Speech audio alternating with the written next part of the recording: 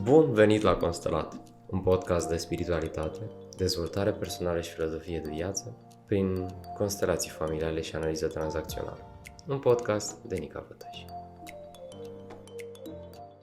Dragilor, bine ați revenit! Mă bucură mult să vă povestesc că astăzi câmpul mi-a adus un om frumos. Un om frumos pe care l-am cunoscut în perioada formării ca facilitator de constelații cu Laura Ghiță. Este vorba de un astrolog care e o resursă.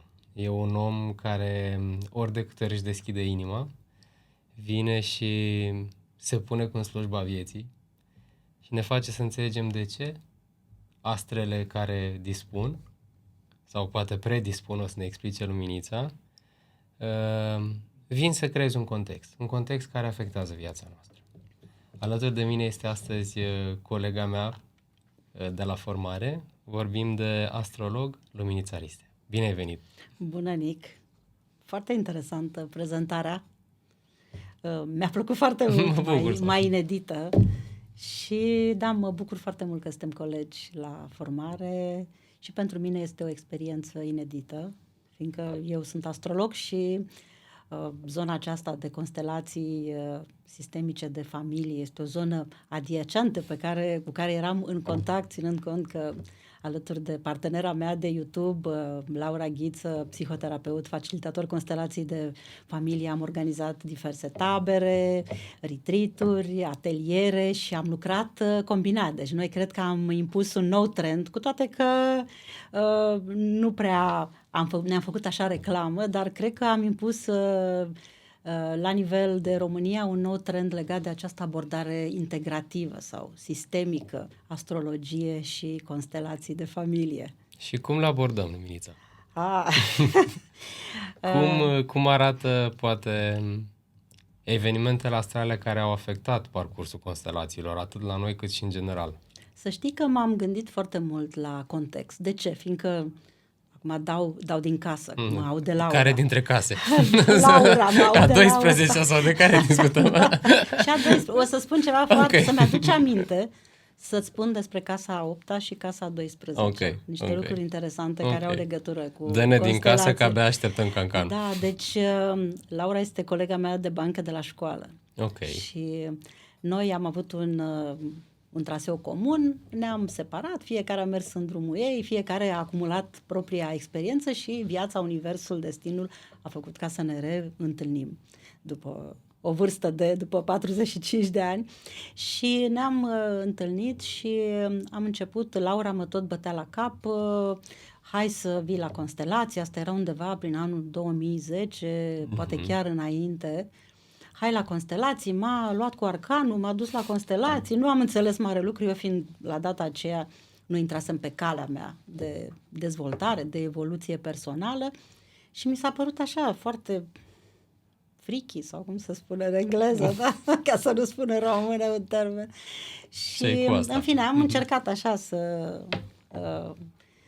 să ies artistic și să nu o supăr pe Laura. Dar ulterior ne-am regăsit înainte de pandemie și atunci eu am avut șansa să fiu la un congres al astrologilor la Lisabona.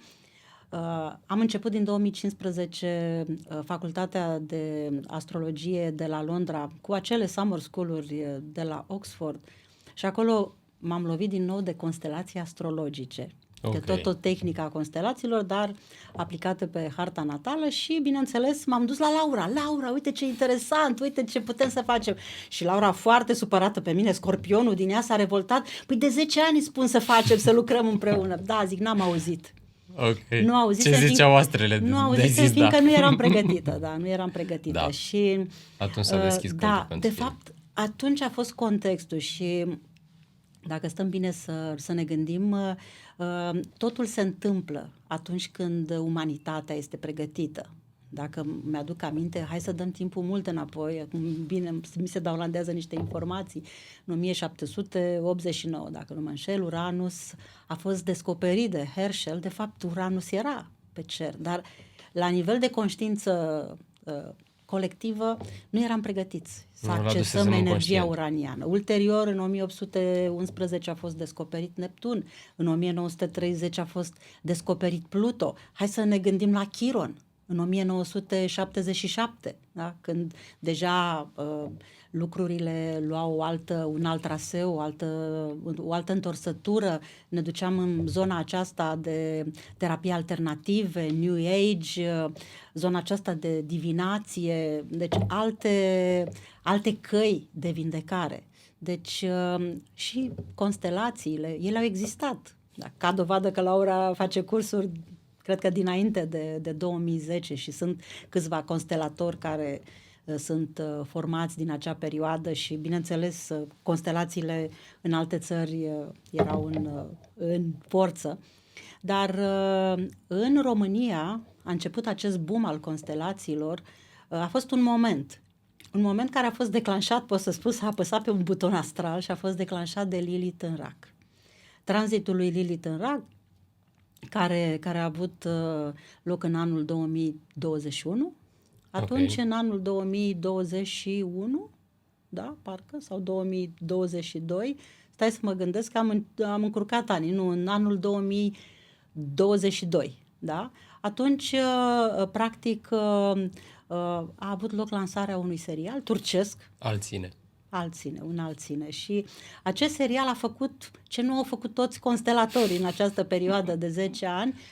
S-a apăsat acel buton și a fost o altă prezentare. O prezentare fiindcă constelațiile, ca să înțelegi ce înseamnă constelațiile, nu poți să le explici. Fiindcă totul nu este la nivel mental, este la nivel de suflet. Este acest lucru pe care îl faci direct cu sufletul tău. Și prin filmul fiind o magie a lui Neptun, prin film s-a văzut altfel. Și, practic, acele destine din film, prietenele din film, fiecare cu povestea ei de viață, au făcut ca poveștile lor să impacteze sufletele, au ajuns aceste povești direct la sufletul oamenilor și a fost acel buton de început. Și slavă Domnului că a fost foarte bine, fiindcă într-adevăr eram pregătiți. Și mai e ceva, eu mi-am notat câteva lucruri aici. De fapt, când a început acest context, fiindcă această lansare a constelațiilor s-a făcut pe un anumit context care a început în 2020, marea resetare. În anul 2020 au avut loc 3 mari conjuncții planetare. Da? A fost conjuncția Saturn-Pluto în Capricorn. Ultima conjuncție în Capricorn a avut loc în anul 1518. Okay. Deci îți dai seama. Da? Deci Saturn și Pluto se întâlnesc odată la 35 de ani, dar în Capricorn a avut loc această întâlnire în 1518. După aceea am avut conjuncția Saturn-Jupiter în Vărsător, ultima conjuncție a avut loc în Vărsător în 1405, conjuncția Pluto-Jupiter în Capricorn, care a avut ultima conjuncție în 1547, deci evenimente unice pe care noi am avut șansa să le trăim. Și care au avut impact în cum s-au desfășurat lucrurile. Impact în inconștientul colectiv și a mai avut loc și conjuncția Jupiter-Neptun în Pești, da? Care ultima conjuncție a avut loc în anul 1856, deci niște evenimente unice. Acum, mai e ceva. În prezent suntem în acest tranzit al lui Saturn în Pești. Ce înseamnă acest lucru? Da, ce înseamnă? O abordare mult mai practică a spiritualității.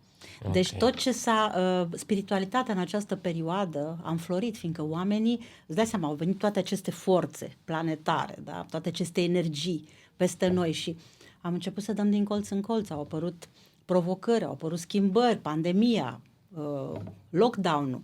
Deci toate ne-au schimbat viața și atunci fiecare din noi a căutat o cale ca să poată să înțeleagă, să poată să reziste, să poată să simtă ce am de făcut, ce se întâmplă cu viața mea și care este pasul următor, da? Și practic am florit foarte mult spiritualitatea, dar bineînțeles a scăpat de sub control, fiindcă orice lucru care crește, se poate să se ducă într-o zonă de exagerare și această zonă de exagerare nu este ok.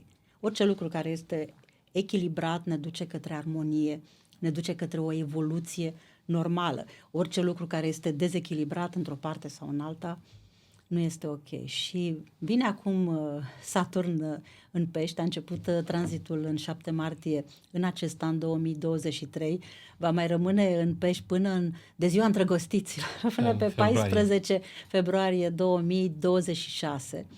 Și are acesta, deci aproximativ 3 ani, o să mai intre puțin și în berbec, dar nu este foarte important. Deci Saturn în Pești ne ajută să evaluăm altfel această abordarea noastră, a fiecăruia din noi, legată de spiritualitate, de mentorii pe care ne alegem, de calea pe care o alegem, de direcție, de să înțelegem, să simțim. Energia peștilor ne dă foarte multă intuiție. Da? Ne ghidează, este ca un far călăuzitor și dacă ascultăm vocea interioară, dacă suntem foarte conectați cu noi, cu intuiția noastră, putem să alegem calea bună. Și este undeva și o încheiere, ca să spun așa, a acestei perioade New Age, da, care a venit peste noi. Adepții curentului New Age au avut această apropiere față de spiritualitate, dar este și aici a fost o exagerare. Care s-a dus pe partea de droguri și pe partea de adicții și pe partea de a exagera în orice practică spirituală și e nevoie de o reechilibrare. Și Saturn în Pește asta face.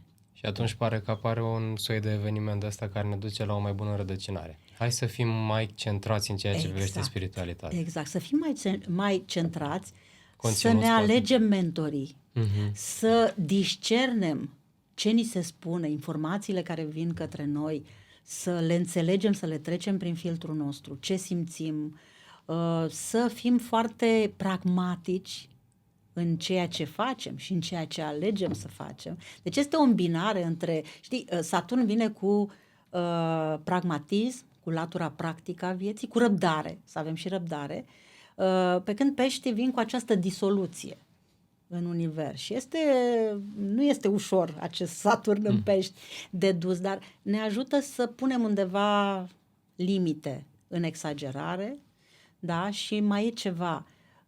Din punctul meu de vedere, acest tranzit al lui Saturn în Pești este și o descărcare karmică la nivel de umanitate, fiindcă Peștii sunt ultima zodie, din zodiac. Și atunci se încheie un ciclu zodiacal, un ciclu în care Saturn a traversat tot, a tranzitat tot zodiacul și Saturn se pregătește pentru un nou start, fresh.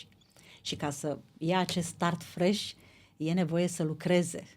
Unde să lucreze? În energia peștilor, da? În această energie. Peștii nu se manifestă numai aici pe pământ, peștii sunt conectați cu energia universală și dacă facem și conexiunea cu cei doi guvernatori ai peștilor, vorbim de Jupiter și vorbim și de Neptun, pe de o parte vine Jupiter, da, cu lucrurile benefice, cu beneficitatea, dacă într-adevăr ne urmăm calea, vine Neptun cu urmarea unor idealuri, dacă înțelegem ce avem de făcut, sau pe partea cealaltă vine Jupiter cu exagerări, cu excese, sau Neptun cu iluzii și confuzii. Fiecare depinde ce are de ales. Și atunci înțeleg că inclusiv la nivel de conștiință, să zicem, sistemică sau mai mare, pare că există o oarecare descărcare. Da. E de așteptat să urmeze niște evenimente care să semnaleze asta? Deci eu analizând ca astrolog aceste evenimente am înțeles de ce a fost acest context. Adică este un context în care lucrurile se schimbă. Tu ai văzut, psihologia nu mai este psihologia care era înainte. Eu nu sunt psiholog, dar fiind în lumea psihologilor, lucrând, având consultanți din zona aceasta a psihologilor, am văzut terapia nu mai este cum era înainte, vin în forță aceste constelații care sunt o altă tehnică, o altă abordare, vine în forță astrologia transgenerațională, da? Despre asta trebuie să ne spui mai exact, este psihogenealogia, epigenetica, deci sunt lucruri care acum 10 ani nici nu se vorbea măcar despre ele. lucruri noi care vin în acest context și practic iau locurile. Se face acest replacement, această înlocuire a lucrurilor care au mers. Știi, noi nu trebuie să dăm cu piciorul sau nu trebuie să spunem, da, gata, ne aruncăm la coș ce a fost. Nu, ce a fost, suntem recunoscători. Și integrăm. Onorăm, integrăm, dar eu zic că tot timpul, eu am un Mercur învărsător în harta natală și Mercurul ăsta învărsător îmi dă această deschidere. Adică eu sunt un om căruia îi place tot ce este nou, îmi plac gadgeturile, îmi plac telefoanele noi, îmi plac lucrurile noi care apar, programele noi, deci, și îmi place această deschidere. Dacă totul se schimbă, și mai e ceva care am uitat să spun, Pluto va intra în Vărsător, da? El acum face așa un dans, ca la tango, știi, mai pasional, așa. Este în Capricorn, a fost în Capricorn, a intrat în Vărsător, iar a intrat în Capricorn, acum este în Capricorn, în ianuarie va intra iar în Vărsător, iar va ieși din Vărsător, va ajunge în Capricorn, deci un dans așa de vreo 2 ani, între gradul 28-29 Capricorn și gradul 0 Vărsător. Deci este această, cum să spun, reglare, finalizarea ciclului lui Pluto în Capricorn și intrarea lui Pluto în Vărsător, unde va sta în următorii 20 de ani. Și Pluto în Vărsător, Pluto este planeta schimbării, el este cel care ne ajută să demolăm, dar în același timp să și reconstruim. Un Phoenix. Un Phoenix, exact. Moarte și renaștere. Unde apare Pluto, trebuie să ne pregătim pentru demolare și reconstrucție. Dar Pluto în Vărsător cu siguranță va aduce foarte multe schimbări în viața tuturor. Am fost la film și am văzut Creator și văzând filmul am văzut așa parcă un dans, acest dans între energia Capricornului și energia Vărsătorului. Foarte interesant filmul. Și este bine să ne adaptăm la ce vine, dar să fim foarte, foarte centrați pe noi și să știm în primul rând ce vrem și să știm care este viziunea noastră. Fiindcă lucrurile se pot direcționa, se pot controla, se pot manipula, după cum știi. Și eu personal nu aș vrea să fiu o frunză în vânt. E o comparație bună. Aș vrea să pot, da, aș vrea să pot să fiu acolo, măcar în bula mea, pe care mi-o creez și să pot să... Și dacă fiecare și-ar crea o bulă de pace, de armonie, de liniște, și fiindcă știe fiecare ce are de făcut, cred că umanitatea ar fi mult mai bună, ca să spun așa, decât este până acum. Dar eu am această încredere, fiindcă revin la teoria aceasta legată de constelații, legată de psihogenealogie, legată de astrologie transgenerațională. Toți suntem interconectați. Da. Deci asta mi se pare fantastic. Și atunci eu sunt în legătură cu tine, sunt în legătură cu toți ceilalți și atunci dacă eu lucrez cu mine, chiar dacă eu sunt o persoană din 8 miliarde, da? Eu schimb ceva și atunci această schimbare, cât de infimă este, se duce și către ceilalți. Un val, un ocean. Un val, un ocean, exact. Carta de căpătăi. Exact, că practic dacă eu îmi curăț câmpurile, dacă eu știu ceea ce vreau, lucrul acesta se duce. E ca o picătură în ocean. Și acea picătură în ocean, eu sunt o picătură, tu ești o altă picătură, Laura este o altă picătură și uite așa picătură cu picătură se pot... Ecologizăm oceanul. Putem să ecologizăm oceanul, exact. Bun. Spune-mi, te rog, cum putem să ne uităm la astrologie ca fiind un sprijin în zona asta a vindecării, a terapiei, că până la urmă ele tot acolo tind. Așa este. Acum, astrologia nu este considerată ca fiind o știință.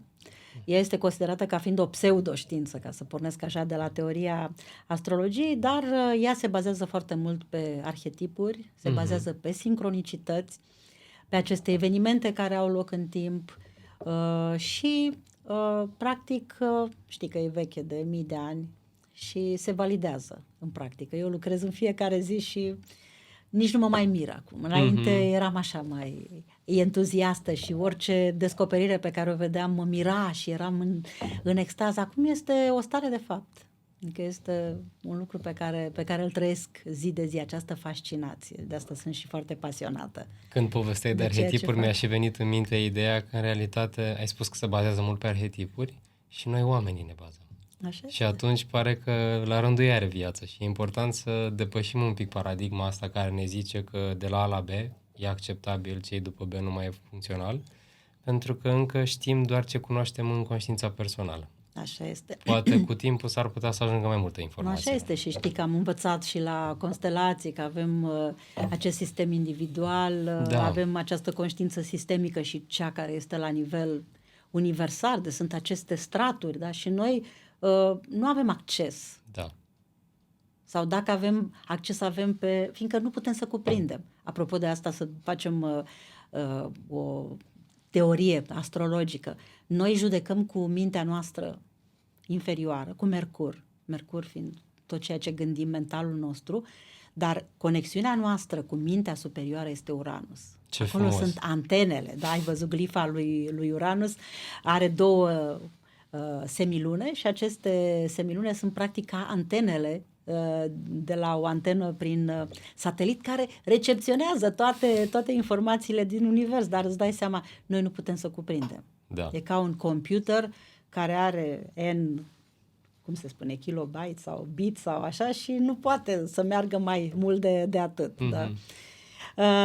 Acum, legat de partea aceasta transgenerațională de care vorbim, eu am găsit un citat care mi-a plăcut foarte mult al lui Dennis Lin, pe care aș vrea să-l prezint aici.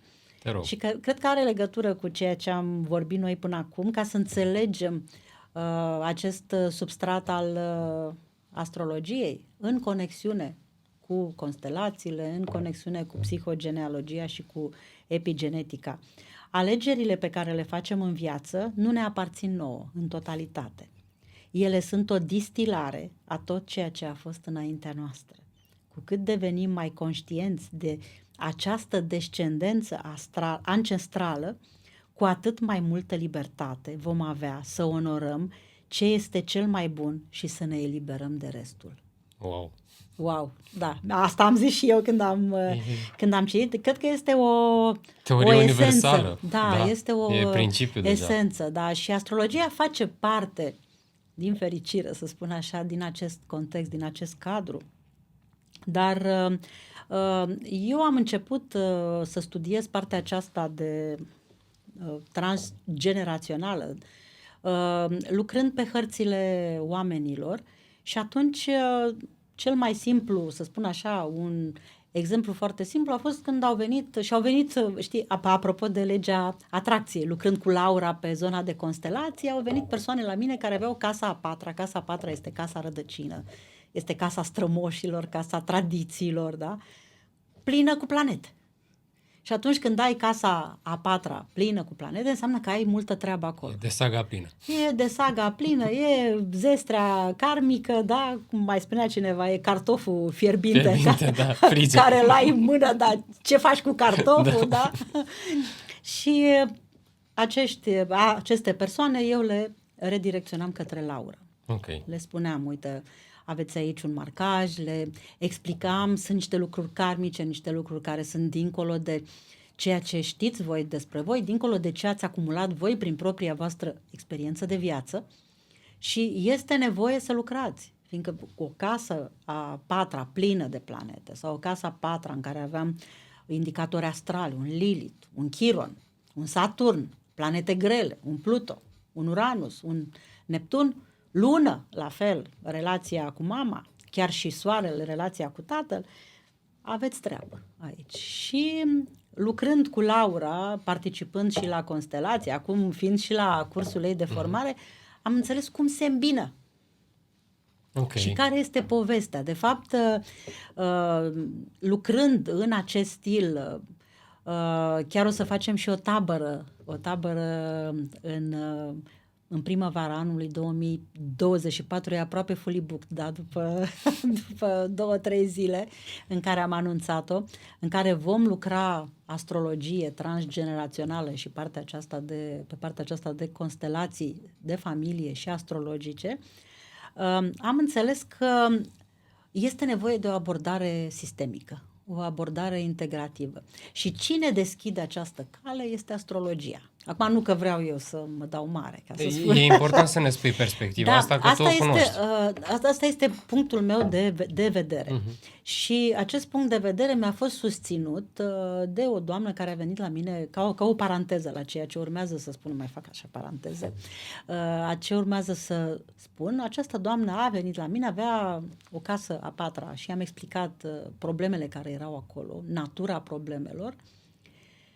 Și doamna, după a respirat așa puțin, parcă o văd în fața ochilor, s-a uitat la mine și mi-a spus: ce mi-a spus aici dumneavoastră în 5 minute, am lucrat cu psihologul un an de zile ca să ajung la această înțelegere. Și atunci mi-a validat faptul că ceea ce simt eu are sens. Fiindcă noi ne gândim, cum spune Laura, tot timpul am vocea Laurei în cap, noi trebuie să fim în slujba clientului, nu? Când lucrăm și în constelații, când lucrez și eu în astrologie. Și atunci nu trebuie să vină clientul la noi ca noi să câștigăm cât mai mulți bani, ca noi să oferim cât mai multe servicii, să dovedim, noi să demonstrăm că suntem foarte buni în ceea ce facem.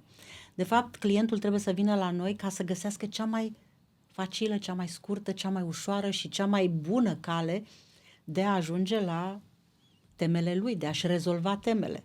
Și pe care să o poată și primi, practic. Și pe care să o poată și primi. Și de aceea, modul meu de abordare ar fi următorul. Așa, să spun așa, punctul numărul 1, da?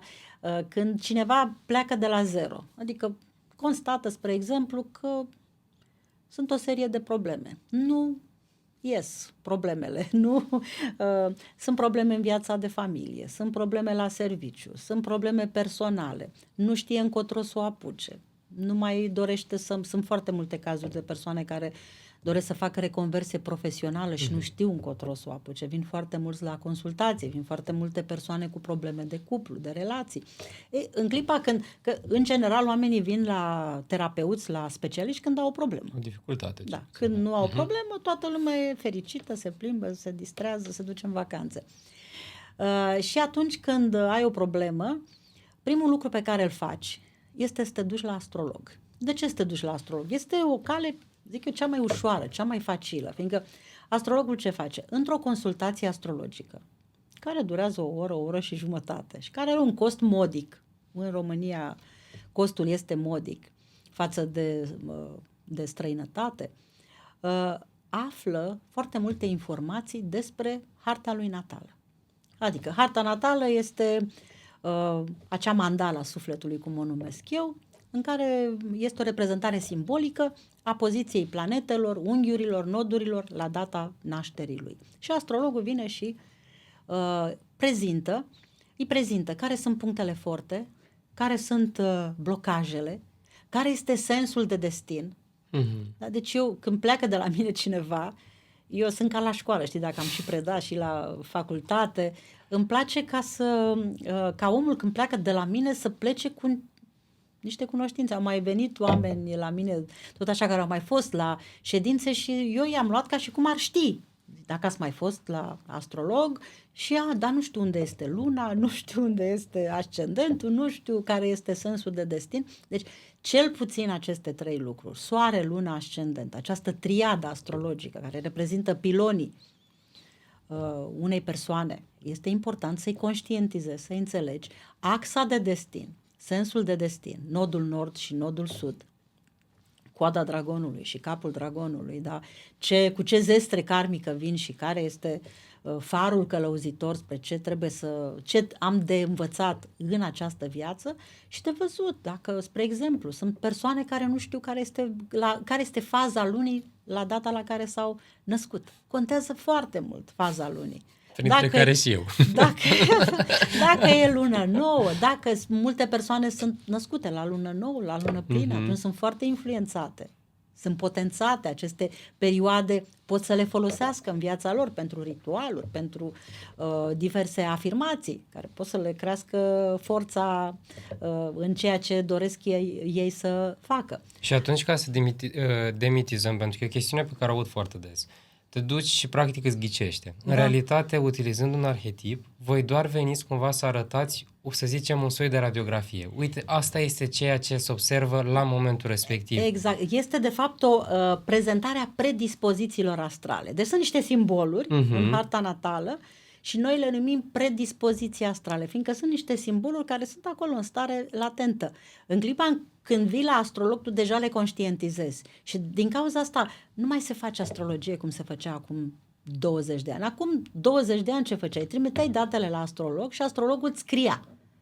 Deci nu stătea de vorbă cu tine și îți făcea un raport scris.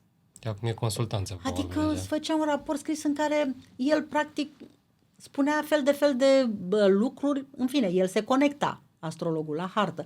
Dar una este să vorbești cu persoana, să validezi, fiindcă sunt o serie de aspecte care poate nu mai sunt lucrate deja, sau sunt niște lucruri pe care astrologul, din experiența lui de viață, nu le-a scris, nu le-a notat, nu le-a înțeles. Și din cauza asta acum și astrologia a evoluat și nu mai se face astrologie scrisă. Astrologii mari, astrologi pe care îi cunosc și eu, nu mai fac așa ceva. Toate consultațiile, și eu fac consultațiile pe Zoom, cu harta în față, eu țin foarte mult ca omul. Spun unii, dar noi nu știm nimic, nu contează.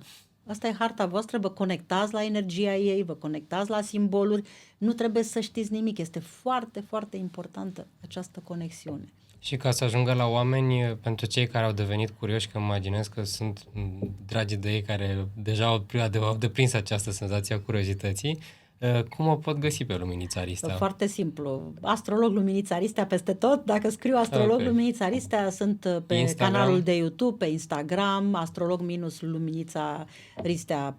După aceea pe Facebook, la fel, Astrolog Luminița Ristea. Deci, dacă e Astrolog Luminița Ristea, e foarte clar. Dar canalul principal de transmitere a informațiilor este YouTube-ul. Fiindcă acolo sunt filmările pe care le fac, horoscoapele săptămânale pe care le fac și sunt foarte multe resurse. Am playlist-uri despre Lilith, despre lună, despre planetele neaspectate, planetele retrograde. Am câteva filmări foarte interesante despre sensul de destin, despre fazele lunii. Deci e material didactic. După cum v-am zis, o resursă. O resursă, da, așa este. Îți mulțumesc mult, Luminița. Și eu îți mulțumesc din tot sufletul pentru această oportunitate. A fost o plăcere. Nici nu știu când a trecut timpul. Apropo de Saturn, am început cu Saturn și încheiem cu Saturn. Mulțumesc mult, Luminița. Cu mare drag. Ne mai vedem. Oricând. Sunt aproape gata să pariez că fie acum, fie pe durata podcastului, cineva drag ți-a revenit în minte. Ia-ți câteva secunde, dă-i mai departe acest video și spune-i în felul tău că-ți pasă.